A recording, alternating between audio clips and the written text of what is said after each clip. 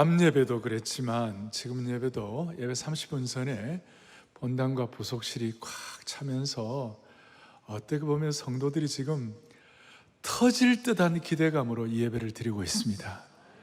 오늘 이 예배를 통하여 복음의 깊은 신비와 말씀의 능력을 체험하기를 간절히 소망합니다. 감사드리고, 지금 제가 16번째 온전함 시리즈를 하고 있는데, 오늘은 행실의 온전함이에요. 실체가 있어야 되는 것인데, 우리가 지금 크게 관심 기울이는 것 중에 하나가, 이제 7월 11일 날 마무리하기 전까지 하나님, 우리의 이 삶의 여정에서 이 온전함 시리즈를 통하여 특별히 이 기간 동안에 before, after, 이전과 이후가 좀 이렇게 분명하게 좀 달라지는 체험이 있게 하여 주십시오. 여러분, 그렇게 되기를 바랍니다. 제가 정확히 말하면 이틀 반 전에 목요일 날 저녁에 백신을 맞았어요. 근데 백신을 맞고 난 다음에 좀 이렇게 뭐가 하나 좀 달라졌어요. 뭐가 달라졌냐면, 일단 질병관리청에서 저한테 백신을 맞은 걸 증명하는 인증서를 보내왔어요. 그리고 그 다음에 또 뭐 이렇게 어떻게 조심하라는 것도 오고, 오늘도 아침에 3일 뒤에 뭐 어떤 일이 있을지 모르니 조심하라 이런 거 다 오더라고요. 그리고 제가 백신을 맞고 난 그 다음 날 이렇게 생각을 해보았어요. 나는 백신을 맞기 전과 맞고 난 후에 before, after 차이가 뭔가? 첫째는 조금 홀가분해졌어요. 다시요. 홀가분해졌어요. 그리고 이제 앞으로 저는 어디 가면 숫자에 이제 추가되는 거예요. 나는 할 수 있는 거예요, 이제. 7월 달부터 4명 플러스 알파 제가 할 수 있는 거예요, 이제는. 그 예배도 여러분 숫자에 이제 제가 추가 들어가는 거예요. 이 계산 안 들어가는 거예요. 또 좀 자유로워졌어요. 그리고 우리 손녀딸도 만날 수가 있겠구나. 그러면서 제가 무슨 생각이 들었냐면, 그러면 이 코로나 시대에 우리 교우들이 좀 영적인 자유함과 그 다음 짐을 벗고 하는 이런 영적 백신은 뭘까? 우리 교우들이 좀 이렇게 무장하고 확보해야 할 영적 백신이 뭘까? 지난 주간 저희가 제자훈련 지도자 세미나, 칼 세미나 1년 반 만에 했잖아요. 230여 명의 18개 교단 전 세계에 이제 줌으로 들어오고 이렇게 해서 참 뜻있게 잘했어요. 반응을 보면 아주 목회의 본질에 뭐 이렇게 집중하면서 구체적으로 사역을 할 만한 무장을 하게 됐다고 뭐 이런 반응들이 있었는데요. 저는 이 제자훈련 세미나 할 때마다 제 마음속에 확증하는 것 중에 하나는, 사역의 수많은 비바람과 폭우와 그리고 많은 과정과 이런 거 있지만, 한 사람 한 사람을 그리스도의 온전한 제자로 세우는 일에, 양육하는 일에 나의 사역의 우선순위를 두고 전력 투구를 하면 절망할 것도 없고 좌절할 것도 없고 실망할 것도 없다. 아멘. 그게 이제 저에게는, 또 저와 함께 이렇게 칼세미나 참여한 분들에게는 이게 어떻게 보면 영적 백신이 된 거예요. 그러면 사랑의 교회 성도들, 오늘 이 예배에 참여하면서 이 코로나 팬데믹 시대에 이렇게 사모하면서 예배를, 현장 예배와 생중계 예배로 들어오는 모든 분들, 방송으로 들어오는 모든 분들, 여러분들을 영적으로 자유하게 하고 무장하게 하고 자신을 추스르게 하는 영적 백신이 뭐냐고요. 그걸 오늘 저는 온전함 시리즈를 통해서 특별히 16번째 말씀을 전하며, 이 행실의 온전함은 이 온전함 시리즈에 어떻게 보면 클라이맥스 쪽으로 거의 뭐 절정 부분으로 올라가고 있는데, 영적 백신이 뭘까? 그래서 오늘 고린도후서 5장 8절 여러분들이 이제 시작이 되는데, 이 내용은 우리가 매주 토요일마다 암송을 하는데 온전한 인격 마지막 72구절 행실의 온전함에 나오는 이 본문이에요. 고린도서 5장 거의 10절이 나오는데, 자, 바울은 고린도 교회를 향하여 오늘 본문의 배경 전체를 보면 이렇게 말씀하고 있어요. 영적 백신을 우리 생각하면서 바울의 마음의 소원은 뭐냐면, 우리가 담대히 원하는 바는 차라리 몸을 떠나 주와 함께 있는 그것이라 그랬어요. 바울의 일생의 마음에 그의 간절함은 뭐냐면, 나 이제 이만하면 됐으니까 주님을 만나고 주님과 함께 있는 것이 소원이다. 이제 천국의 은혜를 내가 누리는 것이 소원이다. 간절한 소원이다. 오매불망 사모하는 것이 뭔가. 그래서 예수 믿는 사람들 다 비슷하죠. 우리는 죽음을 두려워하지 않죠. 그리스도인의 죽음은 이 땅의 고통의 삶을 정리하고 영광의 궁전에 입성하는 거예요. 사람들이 뭘 몰라서 그렇지, 사실은 하나님께 올라가는 이 죽음은 불마차요, 독수리의 날개요, 천국의 황금문이라고 제가 말씀을 드렸어요. 자, 그런데 일반적으로 바울처럼 그렇게 헌신적으로 수고하는 모든 하나님의 신실한 종들이 주님 만나는 것이 소원인데, 그런데 이 10절이 있어요. 10절. 이게 뭐냐면 우리가 암송하는 것인데요. 고린도후서 5장 10절인데 같이 우리 한번 보겠습니다. 같이 암송하죠. 이는 우리가 다 반드시 그리스도의 심판대 앞에 나타나게 되어 각각 선악간에 그 몸으로 행한 것을 따라 받으려 함이라. 아멘. 아니, 주님과 함께 있는 것이 소원이지만 이 땅에 우리가 주신 사명이 있기 때문에 그 사명을 다 마치고 주님을 만나게 되는데, 그때까지 바울의 마음에 있는 소원이 뭐냐면 8절 뒤에 10절에 이는 우리가 다 반드시 그리스도의 심판대 앞에 나타나게 되어 각각 선악간에 그 몸으로 행한 것을 따라 받으려 함이라. 어떻게 보면 상당히 우리를 긴장시키는 말씀이에요. 우리가 천국에 대한 소망이 있고 천국과 주님과 오매불망 사모하는 주님과 함께 있는 것이 소원이지만, 주님이 주신 사명을 안고 이 땅에서 주님 부를 그날까지 살아가야 되는데, 그 살아갈 때에 우리를 좀 긴장케 하고 우리를 좀 이렇게 딱 표준을 정하고 삶을 누수하지 아니하고 집중하게 하는 것이 뭐냐면, 우리 모두가 다 심판대 앞에 선다는 것이에요. 그리고 각각 선악간에 그 몸으로 행한 것을 따라 받을 것이다. 소위 심판은 심판인데 이게 행함의 심판, 행위의 심판, 선악간의 심판을 받는다는 거예요. 이 심판대라는 것이 헬라어로 베마라는 말인데, 심판대석. 이 심판은 여러분 이제 이걸 앞에 놓고 좀 이렇게 신학적으로 헷갈리면 안 되는 것이, 우리 모든 그리스도인들에는 두 심판이 있어요. 하나는 백보자 심판이 있어요.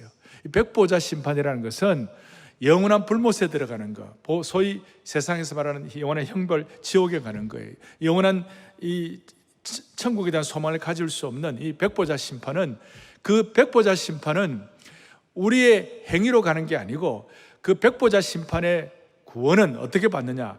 예수님의 보혈의 피로, 예수님의 의로 가는 것이에요. 그러니까 구원을 얻는 심판, 구원 얻는 심판은 이미 우리는 결정된 줄로 확신합니다. 왜냐하면 이거는 예수님의 피로, 예수님의 의를 우리가 믿음으로 가는 거기 때문에, 우리가 잘나고 못하고 우리의 선악에 관한 문제가 아니라 우리의 믿음에 관한 문제예요. 이것은 예수님의 피와 보혈의 능력에 관한 문제예요. 그래서 영원한 형벌을 받는 백보자 심판은 우리가 이미 통과한 줄로 확신합니다. 그 이미 통과했는데, 문제는 이제 뭐냐면, 우리의 남은 사명과 우리의 남은 생애 동안 우리가 감당할 몫이 있는데, 우리를 좀 거룩한 긴장을 하게 하는 것이 뭐냐면, 우리 모두가 다 선악, 우리가 행한 행위, 우리가 살아온 삶의 여정, 이 모든 것들을 가지고 소위 행함 심판이 있다는 것이에요. 좀 긴장하시네요 벌써. 무슨 심판이 있다고요? 행함의 심판이 있다. 근데 대부분의 사람들은 오늘날 이 시대에 한국교회의 문제 중에 하나가, 아니 우리 모두의 문제 중에 하나가, 이 구원을 얻는 심판에 관해서, 구원의 심판에 관해서는 무슨 행위로 가는 거 아닌가, 이런 식으로 행위론이 막 들어가기 시작하고, 이게 좀 어려운 얘기예요. 그 다음에 선악간의 심판을 우리가 한 모든 삶의 여정과 우리의 삶의 살아온 여정으로 말미암아, 우리가 행한 일로 말미암아 심판, 그게 바로 뭐냐면 소위 상급 심판이거든요. 들어보셨습니까? 그게 소위 상급 심판이에요. 그러면 기독교인들이 상급 심판 얘기하고 상급을 얘기하면 뭐 그렇게 유치한 그런 얘기를 하느냐고. 소위 똑똑하다고 잘났다는 사람들이 이 심판의 문제는 오히려 기억 안 하고 그거는 그냥 치부하고 그냥 날려버리는 거예요. 그러니까 강단 위에 상급이다, 면류관이다, 의의 면류관이다, 뭐 이런 상급 심판을 얘기하면 별로 이 강단에 그거 많이 하질 않아요. 그 거꾸로 된 거예요. 다시 한번 바로 잡아야 되는 거예요. 우리는 우리의 행위로 구원받는 것이 아니라 예수님의 피와 보혈로 구원받는 것이에요. 소위 구원 심판은 여러분들은 결정된 것이고, 구원 심판의 그 모든 것들에 관해서는 이미 우리에게는 모두가 다 예수님 때문에 천국 가는 거 정된 것이에요. 이제 문제는 우리 앞에 남았는데, 소위 우리 앞에 남은 이 선악간의 심판, 소위 아까 배 말하는 그 심판대, 그걸 그리스도의 심판이라고 그러는데, 그 그리스도의 심판 앞에서 우리가 어떻게 해야 할 것인가? 그 심판대 앞에서 우리의 남은 인생, 이 소위 행실의 온전한 문제를 우리가 소위 세상에서 말하는 인과응보, 그 다음에 소위 세상에서 말하는 윤리도덕, 그 다음 권선징악, 이런 차원이 아니라 복음의 깊은 신비 아래서 우리가 선악간의 우리의 삶의 행위의 심판을 어떻게 받을 것인가? 이제 이것이 오늘 우리의 마음속에 집중을 해야 되는 것인데, 9절이에요. 9절. 오늘 8절, 10절 사이에 9절을 또박또박 다 같이 보겠습니다. 그런즉 우리는 몸으로 있든지 떠나든지 주를 기쁘시게 하는 자가 되기를 힘쓰노라. 주를 뭐 하기를요? 기쁘시게 하는 자 되기를 어떻게 한다고요? 힘쓰노라. 이미 구원받은 우리지만 참으로 하나님의 그리스도의 심판대 앞에 섰을 때에, 선악간의 우리의 삶의 사명대로 산 삶의 모든 여정들을 하나님 앞에서 정리할 때에, 그걸 위하여 우리가 거룩한 긴장을 하고 부르심의 상을 위하여 달려가야 되는데, 그 사이에 우리가 어떻게 해야 되느냐? 주님을 기쁘시게 하는 자가 되기를 원해야 한다는 것이에요. 어떻게 하면 주님을 기쁘시게 할까? 어떻게 하면 주님을 사랑할까? 어떻게 하면 주님을 기쁘시게 하는 순종을 할까? 오늘도 이 예배에 여러분들이 나와가지고 이렇게 사모하는 것은 주님을 어떻게 하면 기쁘시게 할까? 주님께 어떻게 하면 영광 돌릴까? How can we glorify Him? 우리가 어떻게 하면 주님을 기쁘시게 할까? 오늘 이것이 주께서 여러분들에게 성령의 감동으로 여러분들 한 분 한 분들의 마음을 타치하시기 바랍니다. 살아있는 동안에 우리는 어떤 자세를 가져야 할 것인가? 이것이 진정 우리가 예수님을 믿는지 안 믿는지를 확인할 수 있는 좋은 시금석이라고 말할 수 있어요. 내가 구원받았는지 안 받았는지를 체크할 수 있는 하나의 어떤 테스트 용지라고 말할 수 있어요. 흔히들 내가 구원받았는지 안 받았는지를 알려면 내가 부활을 믿는다. 그러면 이거는 구원받은 하나님의 백성의 증거다. 또 예수 그리스도를 구세주와 주님으로 고백하고 천국에 대한 소망을 갖고 있다. 이거 다 우리가 구원받은 증거 중에 하나지만, 그러나 결정적인 증거는 여러분 남은 생에 살아가시는 동안에 내가 어떻게 하면 주님을 기쁘시게 할까? 어떻게 하면 주님을 더 순종할까? 어떻게 하면 주님께 영광이 되고 주님을 사랑할까? 이것이 신앙의 중요한 본질이에요. 자, 돌아온 당자가 자기가 허랑방탕하고 마음대로 살다가 나는 아버지 집에 가면 그래도 이 거지 생활보다는 낫겠다 생각하죠. 마지막 밑바닥까지 내려가는 인생에서 아버지 앞에 갔잖아요. 그런데 아버지가 그 돌아온 당자를 뭐라고 하지 않으시고 새 옷을 입히고 가락지를 끼우고 풍성한 잔치를 했어요. 그 순간 돌아온 당자가 기가 막혔어요.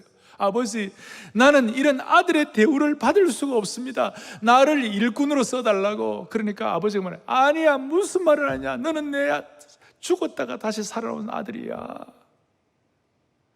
그 순간 돌아온 당자가 내가 아버지 마음을 너무 몰랐구나 생각하면서 그 잔치하는 그 가운데서 한쪽 구석방에서 깊이 각성을 했을 거예요.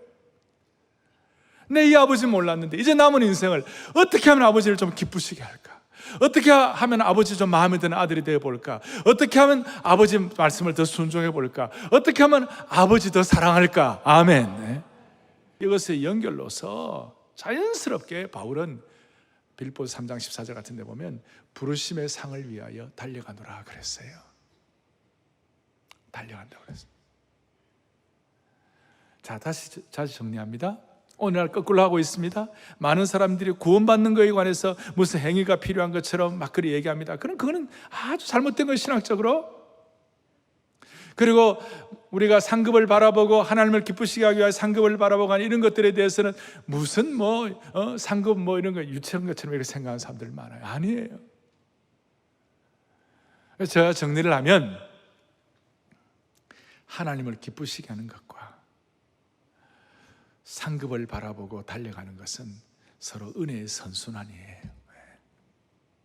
다 같이 함께 보겠습니다.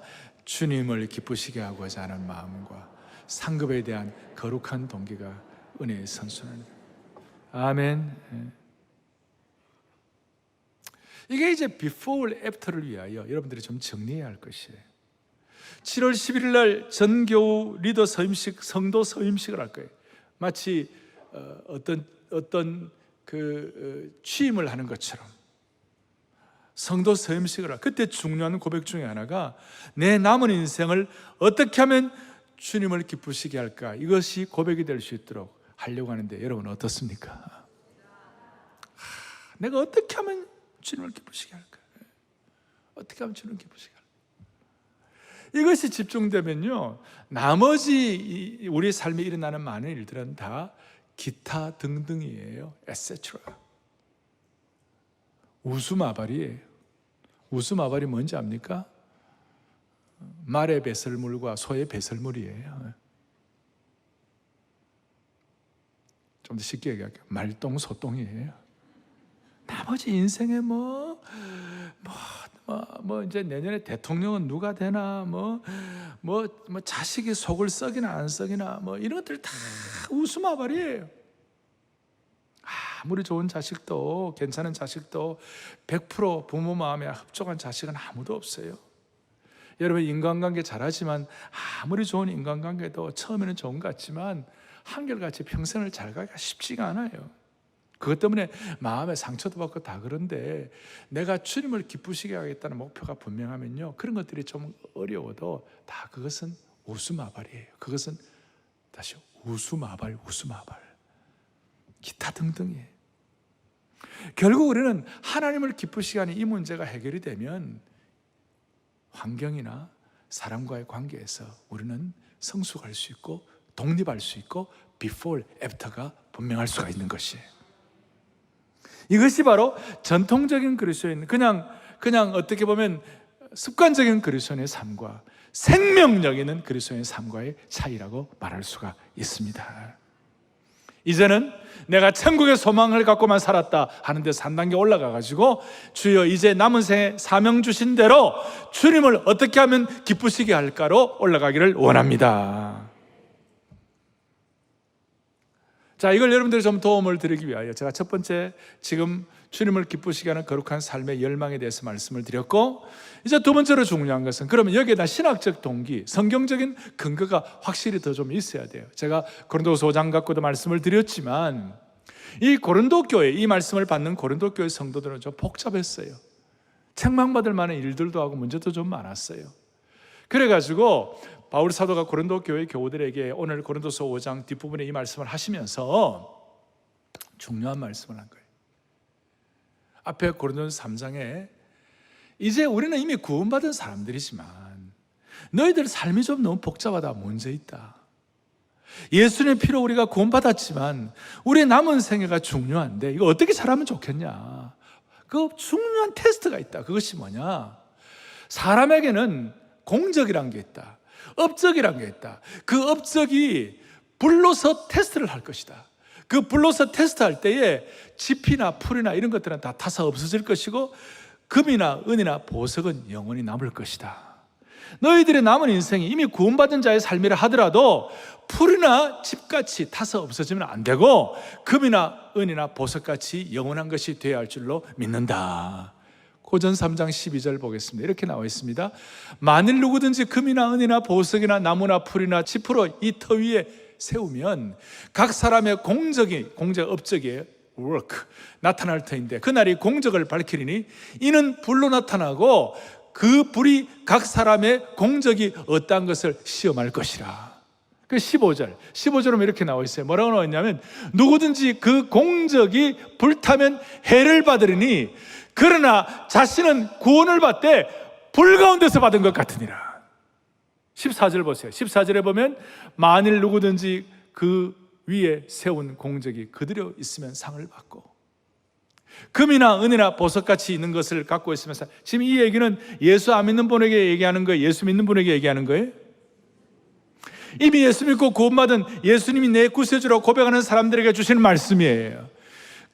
이미 예수 믿는 분들이라 할지라도 그의 공적, 그의 업적, 그의 행한 삶의 모든 발자취가 불에 타 없어지지 않으면 상을 받고 그의 삶의 발자취가 나무나 풀이나 집같이 불에 태우면 다 불태우면 15절에 있는 것처럼 불에 태우면 무슨 일이 있느냐? 불이 타서 없어지면 해를 받으리니 그러나 자신은 구원을 받되 불 가운데서 받은 것 같으니라.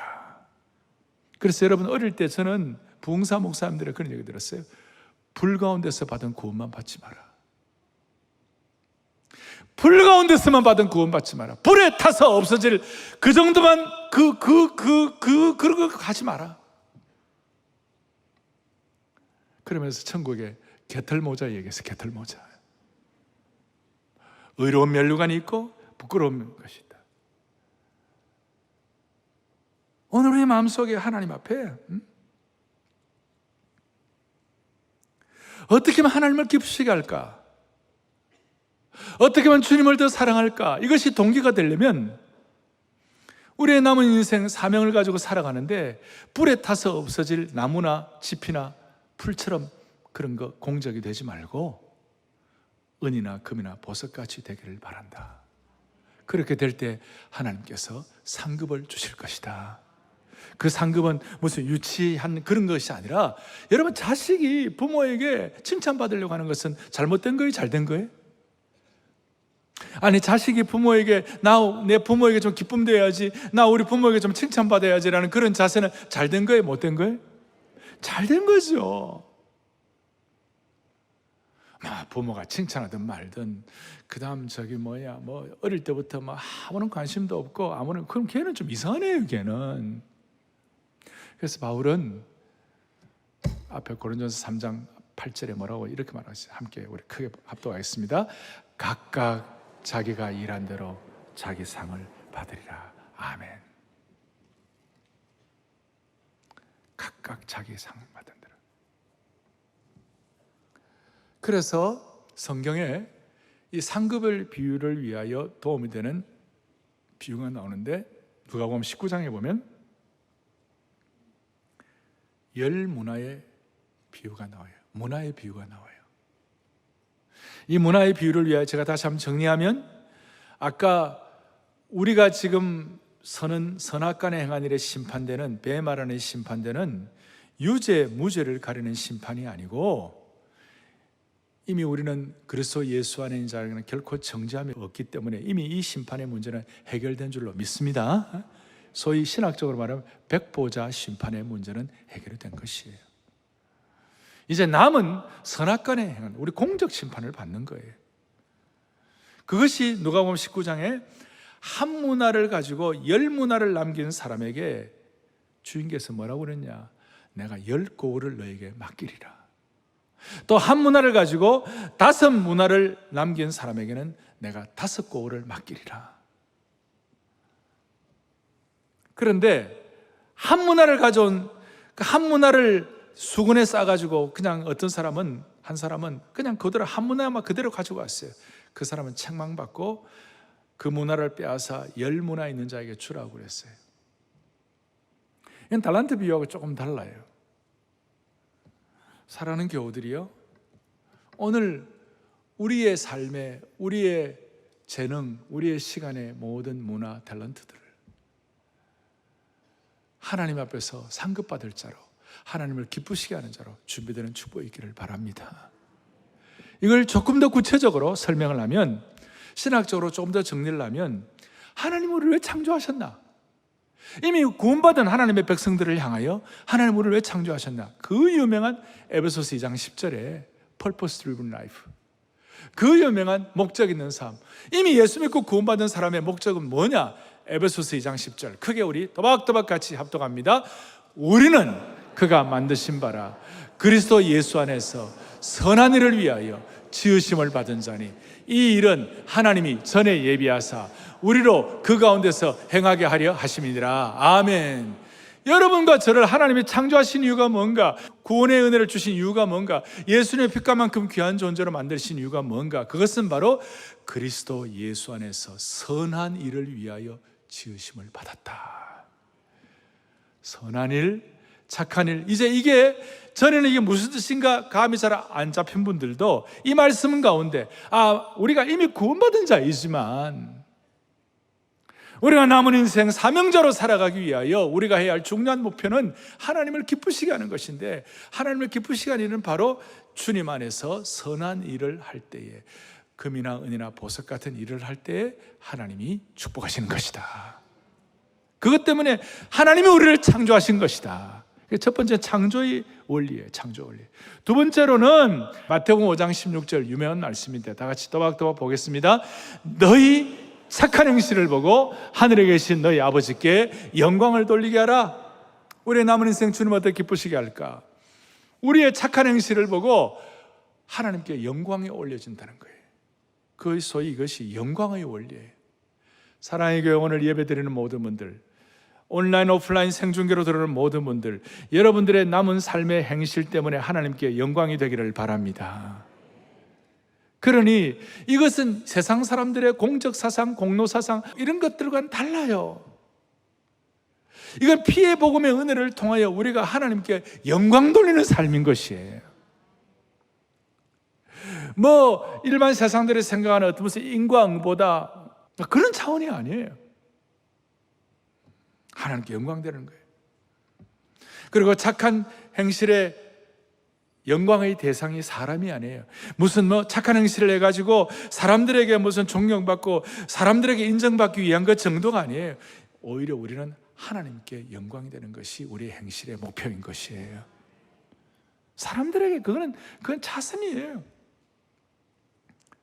첫 번째는 창조의 원리, 두 번째로는 영광의 원리, 세 번째로는 열매의 원리가 있어요. 이것은 골로새서 1장 10절에 주께 합당하게 행하여 범사에 기쁘시게 할 때에 모든 선한 일에 열매를 맺게 하시는 것이에요.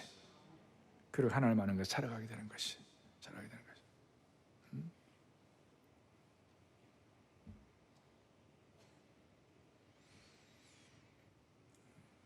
우리를 창조하신 이유, 구원받고 난 다음에 우리의 모든 행위가 하나님께 영광이 되는 이유, 우리의 삶의 모든 행실들을 통하여 선한 열매를 주님께 올려드리는 것, 이것이 우리로 하여금 상급을 향하여 달려갈 수 있게 하는 원인이 되는 줄로 믿고, 이것이 어떤 경우에도 우리의 삶을 변개함이 없도록 만드는 영적 백신이 되기를 소망합니다. 이게 제가 신학적 동기고, 마지막 이게 이제 신앙의 동기가 있어요. 저는 청년 시절부터 이미 구원받은 하나님의 백성은 우리가 어떻게 살면 좋을까? 그리고 저와 함께 같은 믿음을 가진 동지들과 함께 나누었던 마음의 간절함이 있었어요. 어떻게 하면 주님을 기쁘시게 할까? 이렇게 계속 마음을 하니까 상급에 대한 거룩한 동기가 있었어요.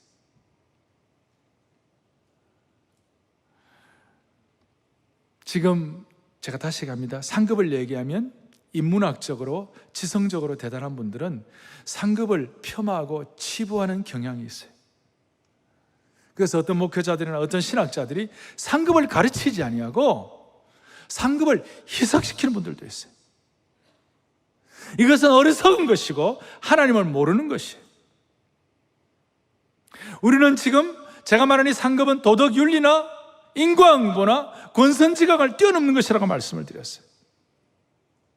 하나님을 참으로 기쁘시게 하기를 소원하는 사람들은 마음에 상급에 대한 갈망이 자연스러운 것이에요. 이 상급의 부르심의 상을 위하여 빌보 3장 14절 또박또박 같이 보겠습니다.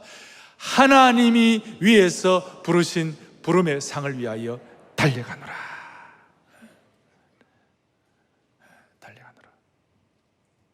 자녀는 부모에게 칭찬받고 부모에게 인정받는 거, 그 부모에게 잘하기를 원하는 거 자연스러운 것이고, 부모는 자녀가 상 받을지도 하고 좋은 상을 받으면 너무 마음이, 부모가 참 만족이 되고 감사가 되고 축복이 되는 것이에요.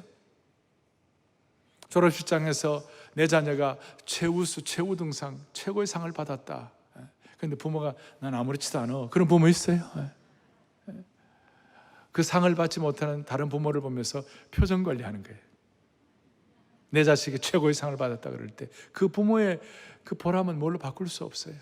그리고 아무 상도 받지 못하는 옆에 있는 부모 보고 속으로는, 겉으로는 그래서 개근상이 어딥니까? 이러면서 격려하고 그래요. 여러분 한번 그 자식이 최고의 상을 받았을 때 부모가 갖는 그 기쁨을 한번 여러분들이 한번 상상을 해보시라고.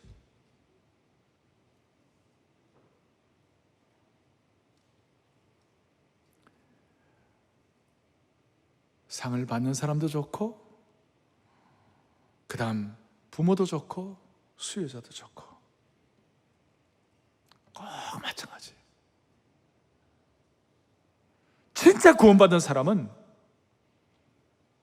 저는 구원받은 것으로 됐어요, 그런 사람 없어요. 물론 구원받은 것이 최고지만, 그래 진짜 구원받으면 순전한 신앙이 들어가면 반드시 바울처럼 부름의 상을 향하여 달려가게 되는 것이에요. 이것이 타 종교의 공로 사상과 비교되는 영광 사상이요, 복음의 신비요, 창조 사상이요, 열매 사상인 줄 믿으셔야 되는 것이에요. 그래서 아까 다시 한번 줘보세요. 주님을 기쁘시게 하는 자의 마음과 상급에 대한 거룩한 동기가 서로 은혜의 선순환이 되는 줄로 확신합니다. 그래서 저는 청년 시절부터 같은 이런 마음을 갖고 있는 참 형제 자매들과 함께 말씀을 공부하며 하다가, 그러면 성경에는 어떤 상이 있냐? 어떤 상이 있냐? 그때도 오랜 시간 동안 연구해가지고 정리를 했고, 제가 지금 이제 여러분들에게 정리한 것을 말씀을 드리는데 주보 제일 마지막에 나와 있어요. 지금 방송으로 들어오신 분들은 나중에 꼭 다운로드 하시고 확인하시고, 오늘 주일날 행실의 온전함을 위하여 주시는 참고 자료인데, 주님이 주실 멸류관 상급이 뭐냐? 5가지 상급이 있는 거예요. 다 성경 막 많은 것들 다 있는데 복잡한 것들, 책이 많고 두꺼운 거 이거 다 정리하고 딱 요약한 것이에요. 이것이 청년 시절부터 어떻게 하면 주님을 기쁘시게 할까? 상급을 향해서 달려가는데, 이미 구원받은 우리지만 구원받은 것으로 됐어요가 아니라 사명받은 사람은 반드시 사모하게 되어 있어요. 반드시 사모하게 되어 있는 줄로 확신합니다. 5가지예요. 첫째, 1번 신앙의 경주자에게 주시는 썩지 아니할 무슨 멸류관이에요? 승리의 멸류관. 승리의 멸류관. 두 번째로는 순교자들에게 주시는 무슨 멸류관이에요? 생명의 멸류관. 죽도록 충성한 자에게 주시는. 세 번째에게는 목자에게 주시는 무슨 멸류관이에요? 영광의 멸류관. 영광의 멸류관. 베드로전서 5장 이제 4절 보면. 네 번째는 예수님의 재림을 사모하는 자에게 주시는 무슨 멸류관이에요? 의의 멸류관. 5번째는 복음 전도자에게 주시는 사랑의 멸류관이에요.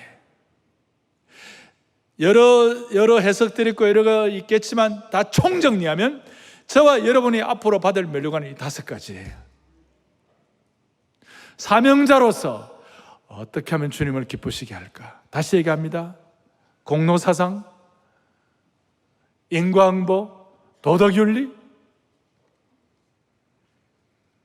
권선징악, 그런 거 다 뛰어넘은 신앙의 순도, 돌아온 당자가 어떻게 하면 주님을 기쁘시게 할까 하는 그런 마음 가진 자에게 소원하는 5가지 면류관이에요.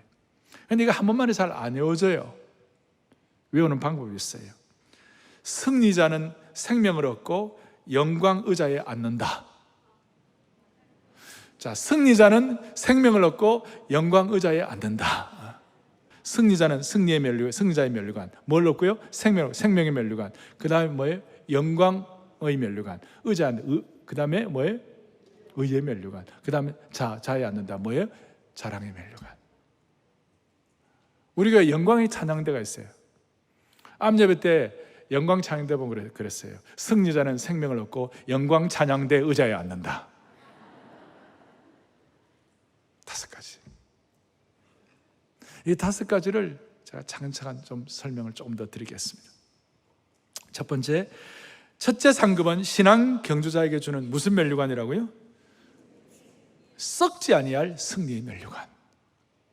고전 9장 24절부터 27절에 이기는 자마다 모든 일에 절제하나니 그들은 썩을 승리자의 관을 얻되 우리는 썩지 아니할 것을 얻고자 하더라. 여기에 고린도전서 이때 배경은 이스티미안이라고, 지금 올림픽 경기와 같은 2년에 한 번씩 걸리는 고대 근동사회의 큰 체육 제전이었어요. 면류관을 머리에 소나무 같은 파인으로, 혹은 나중에 올림픽 할 때는 이 올리브 이렇게 관을 다 씌워주잖아요. 이제 그거 하는데, 그러나 그건 다 썩을 것이지만, 썩을 승자의 관이지만 영적으로, 우리식으로 영적 백신을 받고 하나님을 기쁘시게 하는 자가 해야 할 절제, 승리의 면류관을 위하여 절제하고, 비가 오나 눈이 오나 한결같은 상농수 신앙 유지하려고 그러고 자신을 추스리고, 이것 때문에 오늘도 이 예배에 나오고 주님 앞에 전심을 올려드리고, 이것 때문에 제자 훈련, 기도 훈련, 말씀 훈련하는 것, 이런 분들에게 주님 무슨 면류관을 준비하셨다고요?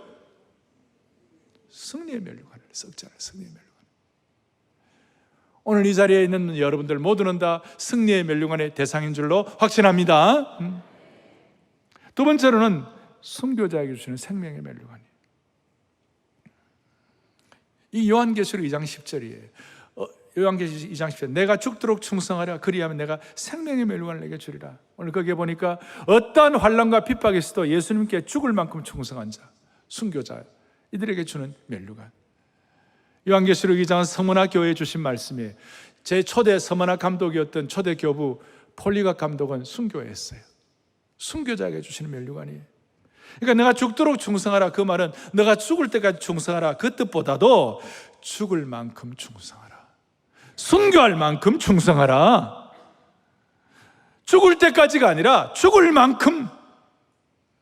죽을 만큼이란 뜻은 머리가 잘리더라도, 감옥에 갇히더라도 충성하라, 매를 맞더라도 충성하라, 재산을 다 빼앗기더라도 충성하라, 목숨을 빼앗기더라도 충성하라. 그러면 생명의 면류관을 주리라. 이것은 구원의 면류관 정도가 아니라 이건 상급의 면류관이요, 순교자가 얻는 면류관인 줄로 믿는 것이에요. 세 번째로는 영광의 면류관인데, 이 영광의 면류관은 목자들에게 주는 면류관이에요. 베드로전서 5장 2절로 4절, 거기에 뭐가 나옵니까? 너희 중에 하나님의 양무리를 치되 자원함으로 하고 기꺼이 하며 양무리의 본이 되라. 그러면 목자장이 나타나실 때 시들지 아니하는 영광의 관을 얻으리라. 영광, 이건 뭐예요? 말씀으로 영혼을 승사, 목회자, 목사에게 주시는 면류관인데, 오늘날로 말하면 말씀으로 영혼을, 소위 목자들에게 쇠포달라지. 오늘 우리 사랑의 교회로 말하면 목회자나 중직자나 다 있지만, 또 부득이함으로 하지 아니하고 기쁨으로 하고 자원함으로 하고 억지로 하지 않는 하나님의 신실한 종들, 우리 교회로 말하면 순장님들에게 이 면류관을 주실 줄로 믿습니다. 말씀으로 영혼을 먹이는 목자에게 주시는 면류관, 선한 목자에게 주시는 면류관. 모든 그리스도인이 목회자가 다 될 수는 없지만 모든 그리스도인이 말씀으로 다른 영혼을 섬기는 목양자는 될 수가 있는 것입니다. 네 번째 면류관은 재림을 사모하는 자에게 주신 면류관입니다. 이거는 의의 면류관, 재림을 사모하는 자에게. 디모데후서 4장 6절부터 8절까지 뭐라고 나와 있습니까? 마라나타 신앙으로 재림 사모하는 자에게 이제 후로는 나를 위하여 무슨 면류관이 예비되었다고요? 의의 면류관.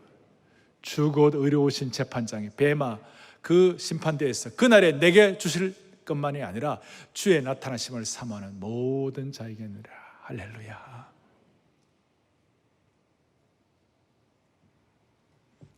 여러분, 우리 모두는 주의 나타나심을 사모하는 주의 백성인 줄로 확신합니다. 그래서 우리는 우리를 위하여 의의 면류관이 예비된 줄로 확신하는 것입니다. 그런데 좀 엄격하게 말하면 여러분 진짜 주님 오실 걸 사모하십니까? 응? 그럼 지금 오셔도 돼요? 아이, 목사님 지금은 안 되고 좀 며칠 있다가 내가 좀 정비하고 난 다음에 지금 주님 오시면 내가 좀 죄송하다고 했잖아요. 여러분, 내일 12시에 주님이 오신다 그랬을 때 기쁠까요? 두려울까요? 진짜 기뻐요? 아마 내일 12시에 주님이 오신다 그러면요, 이 강남 곳곳에서 비명소리가 들릴 거예요. 술 마시고 방탕하고 클럽에서 으쌰으쌰 하는 사람들은 진짜 괴로울 거예요. 많은 부자들 내일 주님 12시에 주님 오신다 그러면 부자들이 갖고 있는 채권과 증권과 집이 다 어떻게 됩니까? 술 마시고 방탕한 생활하는 분들 어떻게 됩니까? 자기 마음대로 살던 사람들은 주님 오시는 게 기쁠까요? 두려울까요? 기쁠 수 있도록 환경 정비합시다. 그게 before와 after의 차이예요.